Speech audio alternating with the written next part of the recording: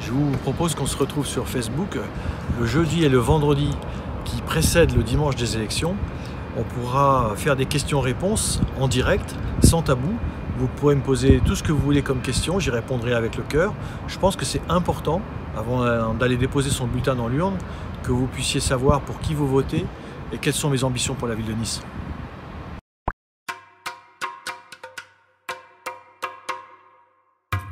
Je suis d'abord un citoyen, évidemment, mais je suis un citoyen engagé. Donc à un moment donné, j'ai considéré qu'il fallait être candidat. Candidat à cause de la dette immense de la ville de Nice, qui fait qu'on ne s'est pas suffisamment occupé des gens. Et moi, mon ambition, c'est de devenir maire pour faire moins de dépenses, moins de folie et m'occuper davantage des Niçois.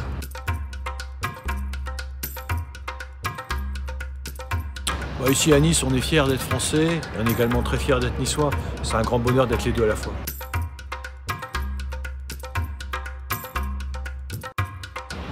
Évidemment, Soka, mais moi je rajoute un petit peu de poivre.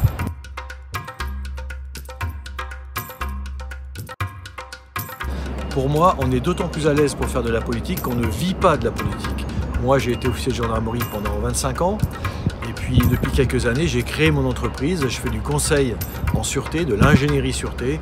Et voilà, comme ça, je ne suis pas dépendant de la politique et ça me rend libre.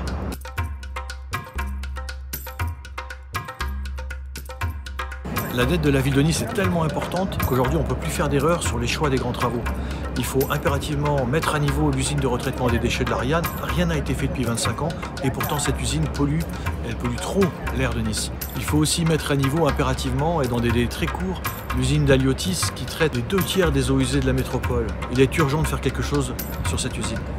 Comme on dépensera beaucoup moins d'argent pour les grands travaux, on pourra s'occuper beaucoup mieux de toutes les politiques de proximité. Et par exemple de la voirie collinaire. En 2019, la ville a investi plus pour mettre des palmiers dans le centre-ville que pour rénover les routes, les 500 km de route de la ville de Nice. Ça, c'est pas normal.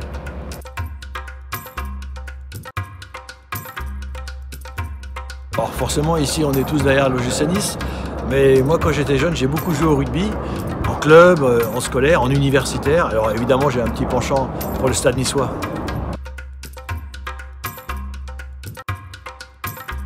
C'est très simple, il faut protéger les honnêtes citoyens et davantage punir les quelques pourcents de citoyens qui pourrissent la vie des autres. Et le système de vidéoprotection, par exemple, doit être réorienté d'urgence sur la lutte contre la délinquance, plutôt que sur la verbalisation excessive des gens qui circulent dans cette ville. En clair, il faut pourrir la vie des délinquants et il faut arrêter d'embêter les Niçois qui travaillent. Alors jusqu'à présent, la ville s'endettait pour construire, et maintenant on va s'endetter pour détruire.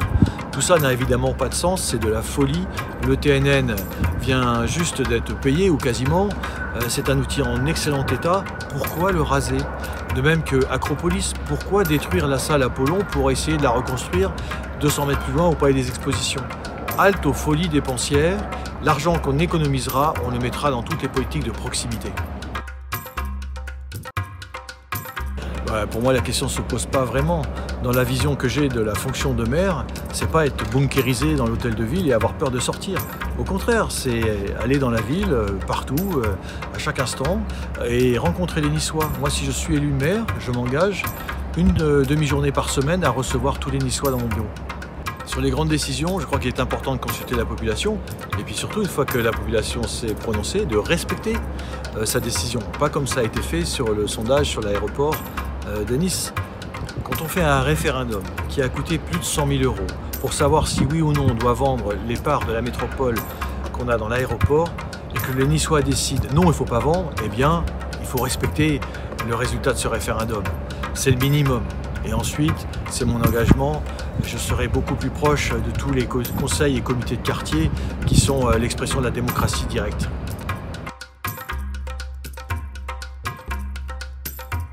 Et Sigur, Pambagna naturellement, il n'y a que les gens Estras ou les Parisiens pour dire Pambagna.